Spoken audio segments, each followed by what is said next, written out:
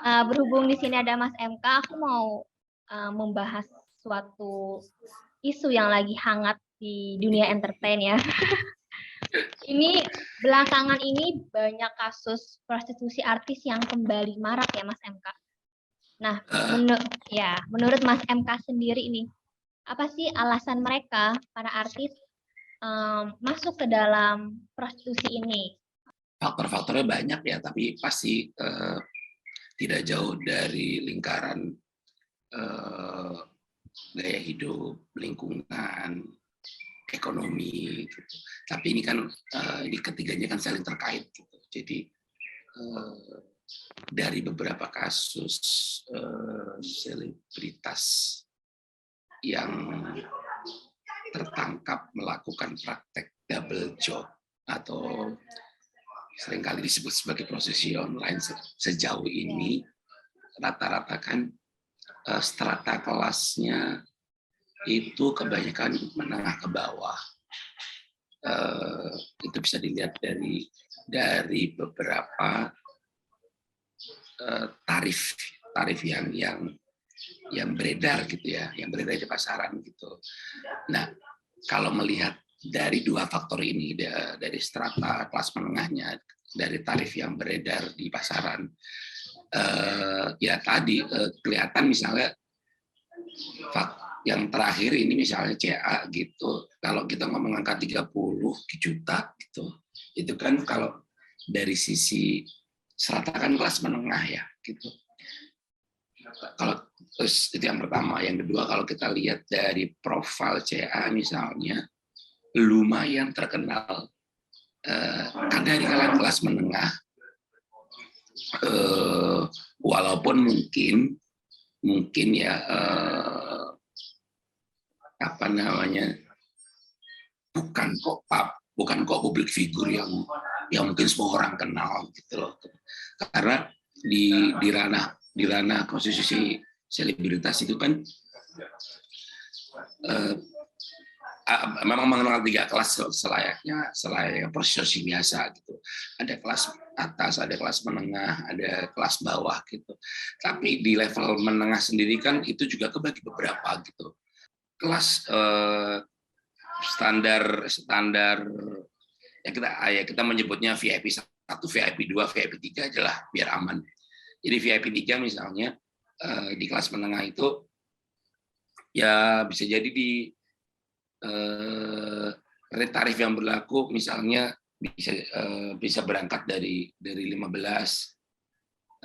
dan seterusnya gitu. Terus di VIP 2 itu misalnya bisa berangkat dari 20, 25 dan seterusnya gitu. Terus VIP 3-nya bisa berangkat dari kepala 3 ke atas dan seterusnya gitu. Jadi macam-macam sih. Walaupun itu tidak menjadi patokan pasti ya, karena di ranah prostitusi selebritas itu tarif tidak pernah menjadi patokan dasar gitu. Berbeda dengan prostitusi biasa gitu. Karena pengelolaannya kan terserah negosiasi antara si selebritas yang terkait dengan broker atau mucikarinya. Tapi ini biasanya alasan terbesarnya ini apa? Apa karena emang penghasilannya atau biasanya tuh karena lingkungan gitu? Karena ini kan tadi ngomong banyak lebar ya. Ya alasan terbesar pasti kalau baru mau nyampe ke sini dari semua penjelasan tadi, dari tarif dan seterusnya tadi itu yang membuat kemudian kalau alasan ekonomi menjadi sangat naif gitu. Misalnya gini lah, sudah punya nama, job lumayan, kerjaan syuting bagus gitu. Ini kalau dari kalangan menengah ya. Gitu. Terus ngapain harus sampai kemudian nyebur ke lembah prostitusi gitu kan. Nah, ada beberapa memang sejak pada akhirnya menurut saya gaya hidup itu menjadi faktornya gitu. Ya gaya hidup berarti di dalamnya ada ekonomi kan gitu. Gaya hidup di dalamnya berarti ada lingkungan kan. Di dalamnya masuk di dalamnya. Misalnya gini, ekonomi. Oke. Ada orang yang kemudian ketika saya sudah masuk pada level tertentu itu karena dia merasa bahwa strata kepopulerannya sudah sampai sini, berarti dia harus ada beberapa pola dan gaya hidup yang harus menyesuaikan kan gitu. Oke, dulu mungkin sepatunya nggak bermerek, bajunya nggak bermerek, mobilnya biasa aja, tempat tinggal juga biasa aja gitu. Tapi karena ada status sosial yang naik derajat gitu, dia harus menyesuaikan dengan pola dan gaya hidup gitu. Itu yang membuat dia harus tampil beda kan gitu. Makanya ada jalan pintas yang dipilih juga dengan dalam tanda kutip menggunakan status selebnya kan gitu. Jadi ini yang dengan status selebritasnya itu kemudian ya sudah dia mendapatkan privilege tertentu, harga tertentu. Ya kalau semakin tinggi popularitasnya semakin tinggi semakin tinggi harganya kan. Dan 30 yang kasus ya 30 itu sebenarnya karena tadi berlaku random, jadi ya itu sebenarnya tarif biasa. Ya, karena ada misalnya dulu pernah misalnya ada kelas menengah itu ada yang 50 ke atas gitu, ada yang bahkan sampai 100 gitu, 100 ke atas gitu. Berarti pengaruhnya gaya hidup dan diisi mungkin ada perbedaan meningkatnya tarif, tingkatan sosialnya gitu ya Mas MK. Karena gini lah, public figure itu kan ada beberapa yang kemudian tidak siap secara mentally gitu. Jadi ada yang kemudian ya tadi kenapa beberapa tidak siap mentally secara mental karena memang satu sisi penghasilan dia belum cukup untuk kemudian dia tampil wow gitu. Tapi sisi lain dia harus tampil dengan sesuatu yang bermerek, sesuatu yang branded gitu. Ya, kalau dia ketemu teman cuman tasnya KW kan nggak mungkin. Kenapa sih maksudnya biasanya tuh kenapa yang terlibat artis-artis kelas bawah gitu, maksudnya yang ketahuan, apakah artis-artis kelas atas tuh banyak juga ada. Ya kenapa mereka yang masih gitu. Kenapa dari kasus-kasus yang ketangkep itu rata-rata sebagian besar malah dari bawah, malah sebenarnya kalangan bawah kan gitu. Yang menengah tuh dikit, menengah juga tidak terlalu menengah gitu. Jadi ya karena memang ini satu dari sisi pendapatan ya berarti belum cukup untuk menopang gaya hidupnya gitu, dari sisi pendapatan gitu. Bisa juga kemudian dari sisi pendapatan belum cukup untuk menopang ekonomi keluarga, gaya hidupnya, bisa jadi itu kan gitu. Terus yang kedua, ada orang yang kemudian memilih jalur selebritas gitu, walaupun nggak peduli ya mau walaupun kelasnya mungkin masih skuter selebriti kurang terkenal gitu, tapi ada aja yang memilih itu sebagai jalan pintas kan gitu. Dia dengan privilege yang kelas bawah aja itu sudah dapat harga segitu gitu loh. Tapi ya itu dimanfaatin sebagai jalan gitu untuk tadi nyemplung gitu ke double job gitu. Ada orang yang bahkan kemudian alih-alih selebritas itu hanya sebagai simbol aja gitu, karena yang diuber sebenarnya adalah malah pekerjaan utamanya adalah tadi misalnya gini lah, ada dengan status dia sebagai public figure, kemudian dia bisa merawari di beberapa TV misalnya gitu ya, atau media sosialnya jadi rame gitu ya, dilihat banyak orang. Ya udah privilege dia kan kalau secara kayak kalau iklan gitu ya, endorsement-nya kan jadi bagus harganya gitu. Dengan Jadi status selebnya gitu loh. menaikkan popularitas juga ya? Berpengaruh. Menaikkan tarif gitu. Jadi Oh, iya. popularitas itu kemudian membuat image dia naik dan otomatis kemudian bisa menaikkan tarif gitu. Iya, iya. Terus yang ketiga apa namanya? Dari sisi modus kebanyakan dari kalangan bawah terutama ya, ada beberapa di menengah ya yang memang menggunakan cara-cara konvensional. Jadi misalnya konvensional itu adalah ada masih pakai broker mucikari atau apapun namanya lah itu, germo gitu, masih pakai itu. Jadi ada perantara yang kemudian menjadi narahubung ke sejumlah klien. Nanti yang terus kemudian ada misalnya lagi adalah proses meeting date gitu. Jadi ada namanya meeting date itu bisa jadi lunch date, dinner date atau apapun. Janjian maksudnya di satu tempat. Kemudian ada proses transaksi. Terus di kasus ini misalnya ada bukti transfer gitu kan. Bukti transfer yang via bank. Ini konvensional menurut saya.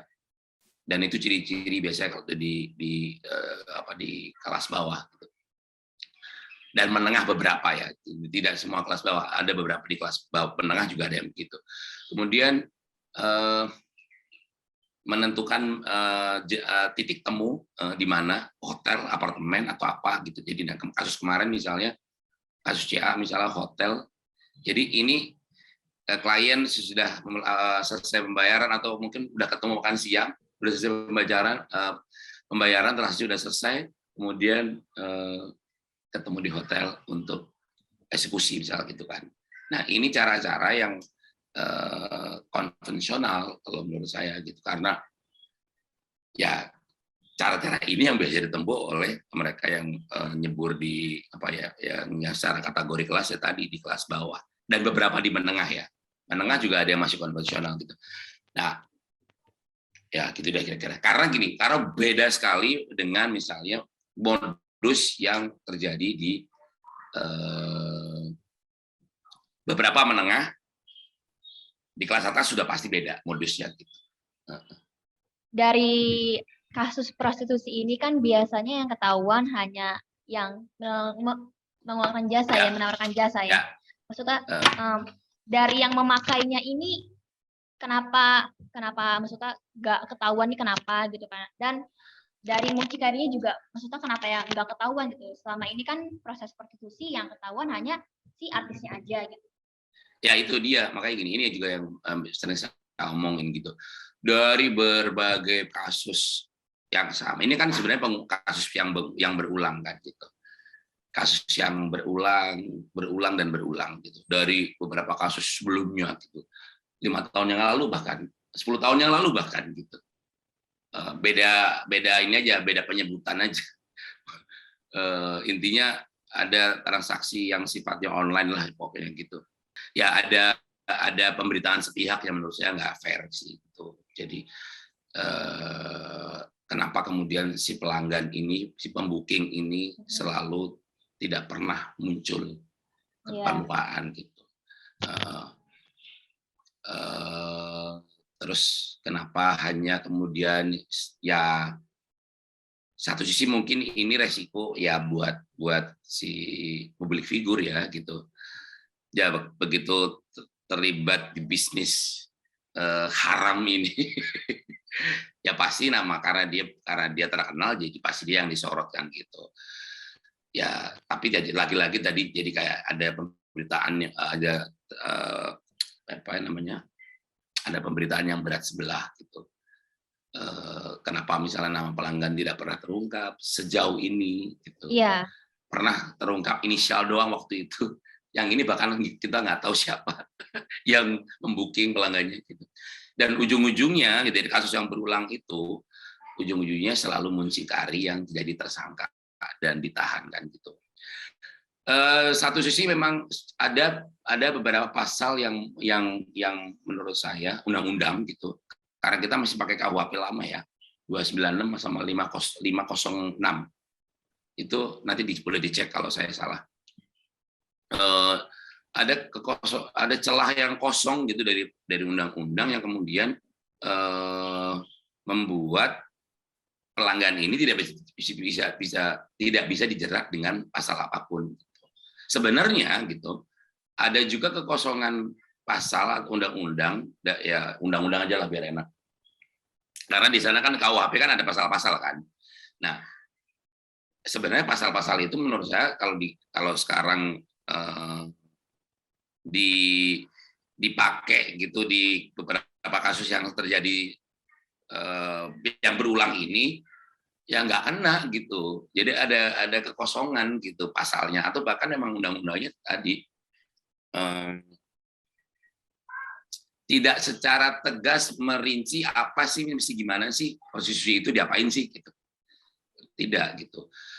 Jadi sebenarnya boleh saya katakan bahwa selalu yang menjadi akhirnya tersangka dan kena dipidanakan adalah muncingkari kan gitu, karena dia telak-telak sekali, tegas sekali, memang dia memperdagangkan orang gitu. Ya sebenarnya secara harfiah gitu, orang jual diri itu nggak boleh ditangkap. Walaupun di KUHP itu ada yang memang pasal pencabulan itu kan ada di situ gitu.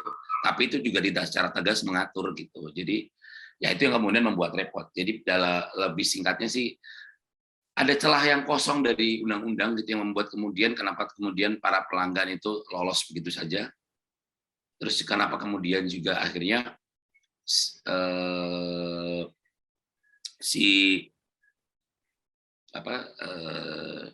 tidak hanya selebritas ya dalam hal ini ya, siapapun orangnya gitu ya yang menjebur di ranah prostitusi online ini, ya kemudian bebas-bebas aja gitu. Yang menjadi yang selalu dan menjadi tersangkanya ya muncingkari ujungnya. Iya.